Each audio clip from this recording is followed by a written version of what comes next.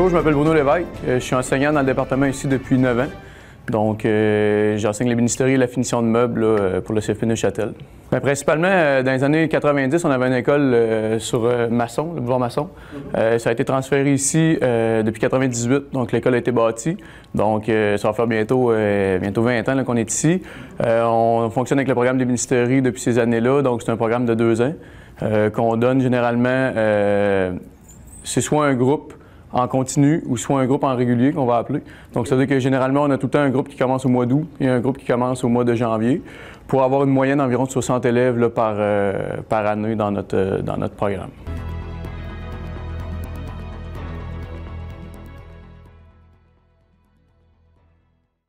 Généralement, ça veut dire qu'on va avoir des élèves qui vont avoir entre 17 et, je dirais, la personne la plus âgée qu'on a eue, 67 ans. Okay. Donc, on a un éventail assez intéressant, là. Par contre, la moyenne d'âge se situe autour de 24-25 ans. Okay. Ça veut dire qu'on a des gens qui vont à l'université qui reviennent faire le cours. On a des gens qui sortent du secondaire qui viennent faire le cours. Des retraités de l'armée, des retraités des policiers qui sortent généralement autour de 45-50 ans. On a aussi des retraités là, de divers métiers qui arrivent ici vers 50, 55, 60 ans, qui viennent faire ça pour le hobby. Par contre, dans certains cas, on retourne dans les entreprises puis on les voit travailler. Parce qu'ils se sont fait piéger un peu puis ils recommencent à travailler là, dans le domaine. Mais généralement, ces gens-là viennent pour un peu plus là, pour travailler de façon personnelle chez eux.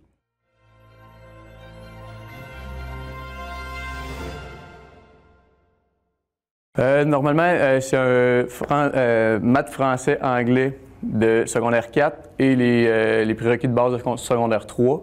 Il y a par contre certaines façons qu'on peut fonctionner avec. Il faut vérifier avec les conseillers en orientation parce qu'il y a d'autres équivalences qui peuvent être reconnues. Sinon, bien, c'est des gens généralement qui vont être très manuels qu'on va voir ici.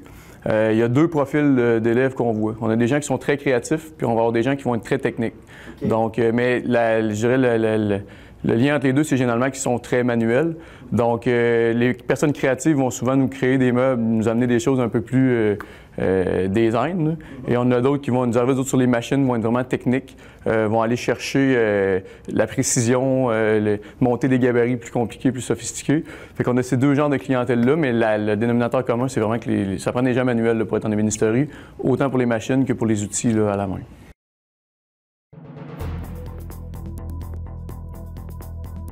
C'est un mélange des deux. Donc, c'est sûr que nous autres, on vise toujours à avoir des gens qui vont être sur le marché du travail après la formation. Je ne cacherai pas qu'on complète les groupes avec ceux qui viennent faire du hobby. Donc, on prend en priorité ceux qui généralement veulent travailler sur le marché du travail. Par contre, bien, chaque année, c'est ça, on a des qui viennent pour le hobby. Pour le marché du travail, ce qu'on vise, c'est des gens qui sont employables donc dans diverses entreprises, soit dans les armoires de cuisine, les escaliers, les fenêtres, tout ce qui est atelier artisanal de meubles sur mesure. Donc, c'est vers là que nos élèves là, se placent le plus.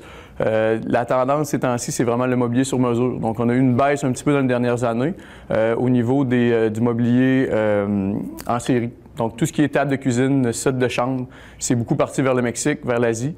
Ce qui nous a resté au Québec, c'est principalement ce qui touche le sur-mesure, donc les armoires de cuisine. Donc, quand il se bâtit beaucoup de condos, on a beaucoup de demandes d'emploi dans les armoires de cuisine. Quand il se bâtit beaucoup de maisons neuves, il y a des escaliers qui se bâtissent.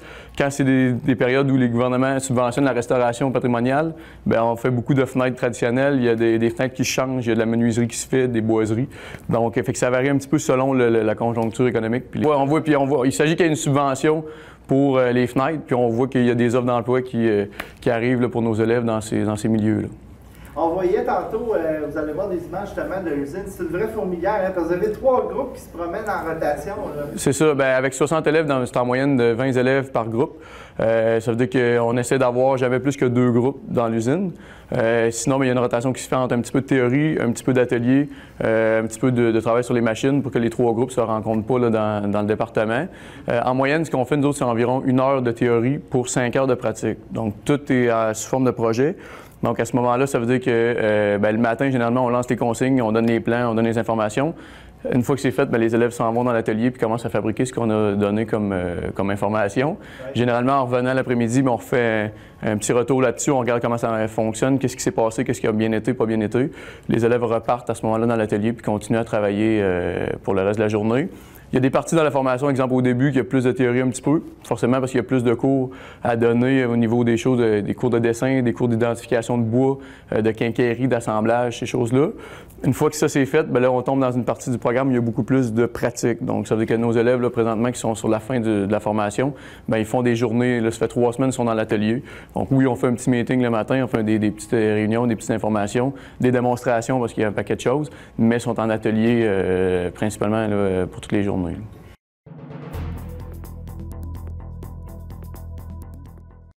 Donc, c'est un cours de 2 ans. Il y a la formule régulière. Donc, les élèves qui commencent au mois d'août et qui finissent, ils ont 4 sessions pour finir au mois d'avril, après 4 sessions. Et il y a la formule intensive où les élèves commencent au mois de décembre.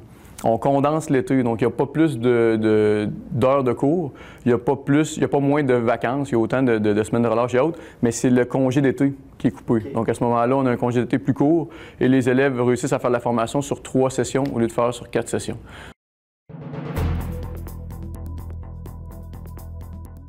Dans les dernières années, là, depuis que l'école était ouverte, on fonctionnait avec le programme depuis 1996. Donc, un programme qui était beaucoup basé sur le bois massif, les outils manuels. Là, ce qui arrive dans le nouveau programme, c'est que les nouvelles technologies font qu'il y a beaucoup plus de modélisation, beaucoup plus de dessins assistés par ordinateur. Donc, à ce moment-là, ce dessin-là, nous autres, les cours qui étaient faits sur des tables à dessin vont être faits sur les ordinateurs. Ce qui nous amène, une fois qu'on a fait un dessin modélisé, on est capable de prendre le dessin, générer des listes de débit avec le logiciel. Donc, on aura beaucoup moins à commencer à faire des ajustements à la main, des calculs à la main. Le logiciel en fait une partie. On peut ensuite prendre ces pièces-là, ces dessins-là, les envoyer sur une machine à commande numérique pour découper, percer, façonner différentes pièces. Donc, on s'en va vers là à partir de l'automne prochain. Ça amène certaines différences, mais en gros, le programme reste le même. C'est vraiment la partie, je dirais, de dessin qui est la plus nouvelle, là, qui va être modifiée le plus. Il y a une partie aussi, beaucoup plus une vision de mobilier commercial. Donc, il y a beaucoup de meubles en bois massif qui se faisaient. Dans le programme qu'on a actuellement, on a fait beaucoup de mélamine, quand même, de meubles en panneau. Mais on augmente encore un petit peu la quantité de meubles en panneau puis qui va se faire parce que ça reflète un petit peu plus ce qui est fait sur le marché du travail. Donc, dans les projets d'élèves, il va y avoir plus de meubles. Exemple pour les restaurants. Là. Si on prend des comptoirs d'accueil de restaurants, des décorations de plafond dans les bars, des tables pour, je sais pas, certains commerces, des tablettes, des choses comme ça, on s'en va un petit peu plus vers là parce que c'est là qu'il y a le plus d'emplois. Donc, c'est là qu'on place nos élèves. Là. Donc, il y a certaines modifications qui sont faites comme ça. Il y a certaines modifications qui sont faites au niveau de l'aéronautique aussi. Donc, on va avoir la possibilité d'intégrer, dépendamment des écoles, un petit peu de notion d'aéronautique dans notre formation. Parce qu'il y a de plus en plus de jets privés et de meubles qui sont faits pour l'aéronautique. Donc, c'est à Québec un petit peu moins, mais dépendamment des régions, mais les programmes vont pouvoir être adaptés en fonction des réalités un peu plus régionales. Là.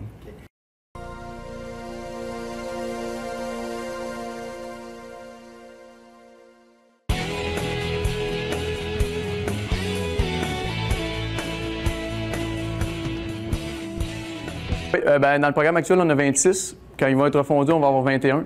Ce qu'on a fait, c'est qu'ils ont condensé certains modules ensemble. Mais si on regarde, règle générale, c'est qu'on commence d'autres avec tout ce qui est notion de base. Donc, notion de base, on parle de dessin. Là, on a du dessin à la main, puis on va avoir du dessin par ordinateur. Il y a beaucoup de lecture de plans. Au début, c'est beaucoup plus la lecture de plans. C'est quoi les symboles sur les plans? C'est quoi, comment on va faire? C'est quoi les types de lignes? Comment on va faire pour interpréter ça? Les types de vues? Donc, que ce soit par ordinateur ou à la main, il faut être capable de lire des plans, soit d'architecte ou de designer ou de peu importe l'intervenant du milieu. Une fois qu'on est capable de lire des plans, mais ça va être dans dessiner. Et après ça, il faut voir c'est quoi les essences de bois. Donc, c'est quoi les bois mous, les bois durs, quelle partie de l'arbre on va utiliser pour faire telle partie de meuble, c'est quoi les qualités dans le bois. Après ça, on va voir tout ce qui est outillage à la main. Donc, comment on fait pour aiguiser les outils à la main, comment on fait pour les choisir, qu'est-ce que ça fait des outils à la main. On va voir après ça tous les assemblages. Donc, assemblage, exemple, si je prends des goujons, si je prends des tenons mortaises, si je prends des rainures, des feuillures, on voit tout comment on peut faire tenir un meuble. Quand les notions de base comme ça sont vues, bien là, on a vu du bois, des assemblages puis des plans.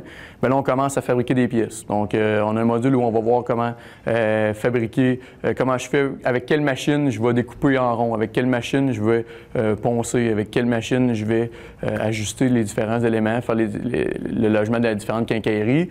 Et une fois que les pièces vont être faites, bien là, il faut voir comment les monter. Donc, on a un module où on monte les meubles. Donc, comment on va coller, c'est quoi les colles qu'on va utiliser, c'est quoi les vis qu'on va utiliser, les différents organes d'assemblage. Donc, on va mettre ça ensemble pour arriver à un meuble qui est bien, monté, donc, puis prêt à la finition. Et là, il y a une partie, nous autres, très traditionnelle dans notre volet finition de meubles. Donc, on voit des produits qui sont autant, je pourrais pratiquement en manger. Donc, de la cire d'abeille, des teintures à base de coquilles de noix, des choses qui sont, je dirais, très naturelles puis un peu plus patrimoniales pour le côté plus réparation, restauration de meubles. Et on a un côté très industriel qui se rapproche un petit peu plus de l'automobile. Donc, la peinture au pistolet, des teintures industrielles, tout se fait avec une bonne ventilation, un masque, puis là, on tombe dans la partie industrielle où on pourrait être un peu plus sur une chaîne de montage. Donc, à ce moment-là, bien, c'est les deux volets qu'on a en finition de meubles.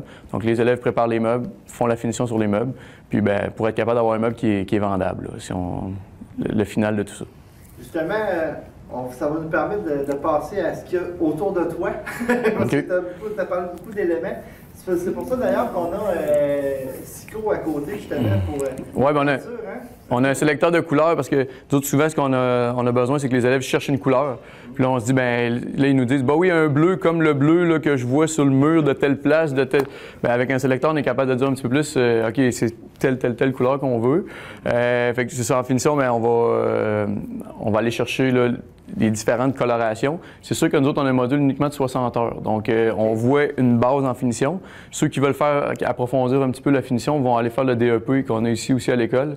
C'est un DEP de 900 heures uniquement en finition de meubles.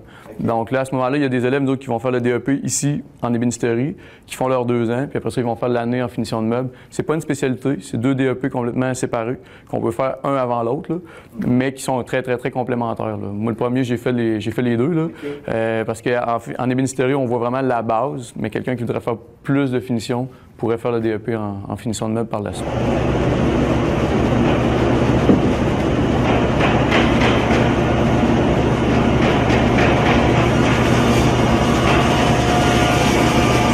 Fonctionne par projet. Donc, ça veut dire que jusque-là, je vous ai parlé des premières étapes de plan, d'outils, d'assemblage, jusqu'à faire un meuble fini. Quand on commence à faire des meubles finis, bien, par exemple, ça, c'est le premier projet que les élèves vont faire. Tantôt, on a parlé qu'il y avait des élèves qui arrivaient avec de 17 ans du secondaire. Il y en a qui arrivaient de 60 ans de différents milieux. L'idée, c'est que nous autres, chaque projet est fait pour que les élèves soient capables d'atteindre un minimum de compétences. Donc, pour être capable d'arriver sur le marché du travail puis d'être fonctionnel. Par contre, il y en a qui vont être meilleurs que d'autres. Donc, tous les projets qu'on a de préparés sont faits pour être réalisés à la base et chaque élève va pouvoir bonifier son projet ou faire des projets de plus. Donc, les élèves plus rapides vont augmenter la difficulté ou même faire des enrichissements sur d'autres projets. Donc, ça, c'est le projet ici qu'on utilise pour commencer sur les machines. Donc, chaque élève bien, a à dessiner le tournage qu'il va faire sur ses pattes, à décider quelle sorte de dessus qu'il va faire. Par contre, bien, le projet il est déjà préparé, les plans sont déjà préparés. Les élèves vont redessiner le projet et commencer sur les machines. Fait que l'objectif, c'est pas tant de faire le projet comme d'apprendre les machines à travers le projet. Donc, à travers ce projet-là, les élèves vont apprendre les dégauchisseuses, les planeurs, les bantis, les perceuses, donc tout ce qui sert là, à faire un projet qui peut ressembler à ça.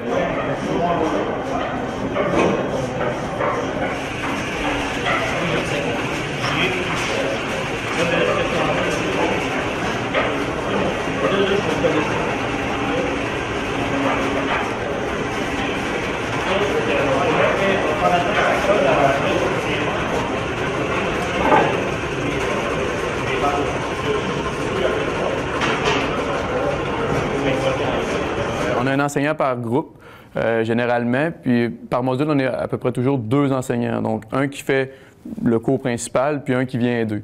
Donc, pour compléter les semaines, compléter certaines parties.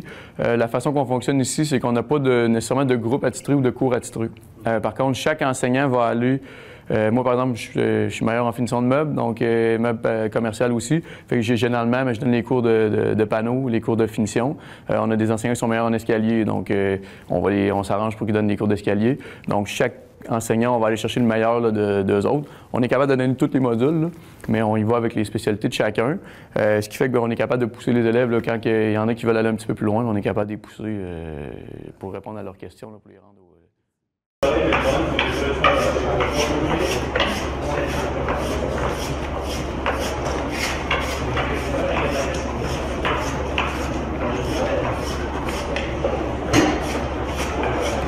Donc, le projet de gabarit, dans le fond, c'est de prendre des machines puis faire des installations sur les machines pour réussir à faire des pattes, des traverses, des dessus, des formes.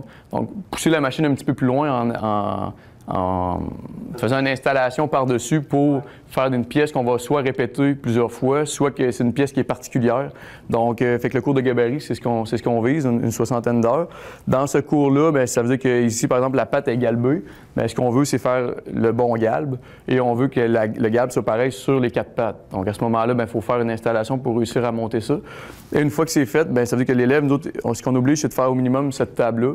Et là, après ça, il peut, par exemple, si je prends ici, bien, ajuster ce qu'on appelle un frisage avec des plaquages sur le dessus. Il va pouvoir, si je regarde ici, bien, il y en a qui vont faire des jeux d'échecs, il y en a qui vont agrandir la table, il y en a qui vont jouer avec les essences de bois, les couleurs. Donc, dépendamment, encore une fois, de la vitesse de l'élève et de ses capacités, on va l'amener à faire la table un petit peu plus compliquée. Mais encore une fois, ce qu'il faut retenir, c'est que c'est pas la table l'objectif, c'est de voir, pendant qu'on fait la table, quelle machine va faire quoi, comment on peut pousser les machines au maximum avec les différents gabarits.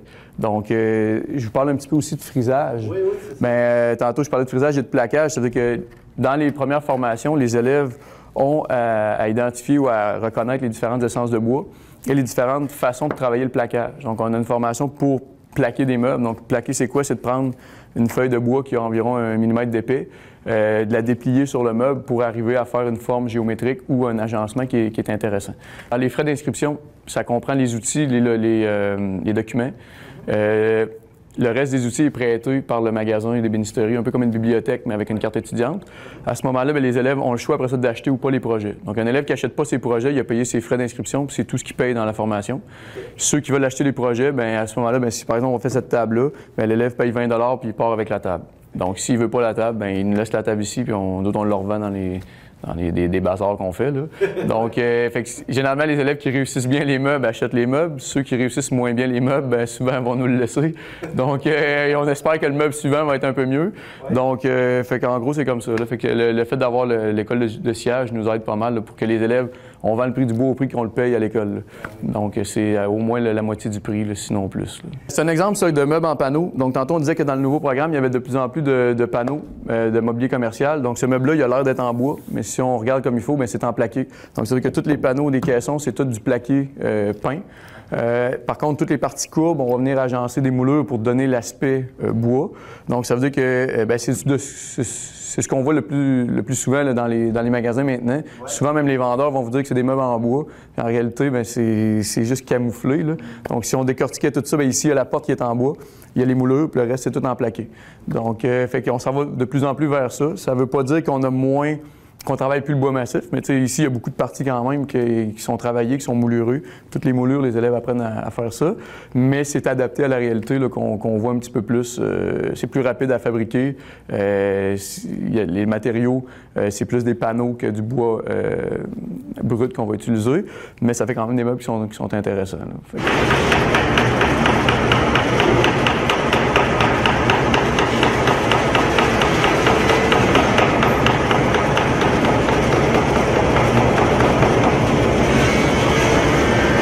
Mais l'idée, encore une fois, c'est de voir les machines. Donc, comment on va faire pour coller, usiner un panneau de bois pour faire le plateau.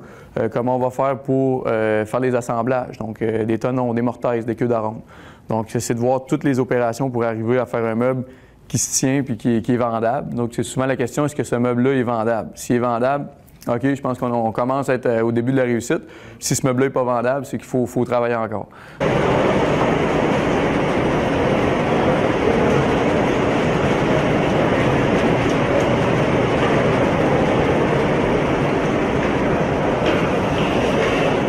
Donc, ici, on a un exemple de fenêtre. On prend une fenêtre traditionnelle. Tantôt, je disais qu'on pouvait adapter le programme aux réalités régionales. Bien, il y a certaines régions qui, eux autres, vont adapter à l'aéronautique parce qu'ils ont plus d'aéronautique. Nous autres, on a beaucoup à Québec de fenêtres traditionnelles françaises. Donc, il y a beaucoup de restauration dans le Vieux-Québec qui est faite pour reproduire ce qui était à l'origine. Donc, à ce moment-là, on présente un petit peu à nos élèves comment fabriquer les différentes fenêtres traditionnelles. Donc, les différentes étapes pour fabriquer les fenêtres. Si on prend, par exemple, une pièce comme ça, mais si on prend la pièce d'en bas, par exemple, on a 19 opérations pour venir faire cette pièce-là. Fait que les élèves vont avoir peut-être pas 19 machines différentes, parce que la même machine, des fois, va en faire 5, mais on va avoir 19 opérations à venir faire pour qu'on puisse arriver à monter les différentes parties des fenêtres. C'est sûr que c'est pas tout le monde qui va aller travailler sur le marché du travail qui va faire de la fenêtre traditionnelle. On a 4-5 entreprises là, un petit peu plus importantes à Québec qui en font quelques artisans. Par contre, les bases sont les mêmes. Donc, si un élève est capable d'utiliser une moulurière, s'il est capable d'utiliser toutes les machines pour faire les différents usinages, bien, que ce soit une fenêtre traditionnelle ou une fenêtre conventionnelle, bien, il n'y aura pas beaucoup de différence. Donc,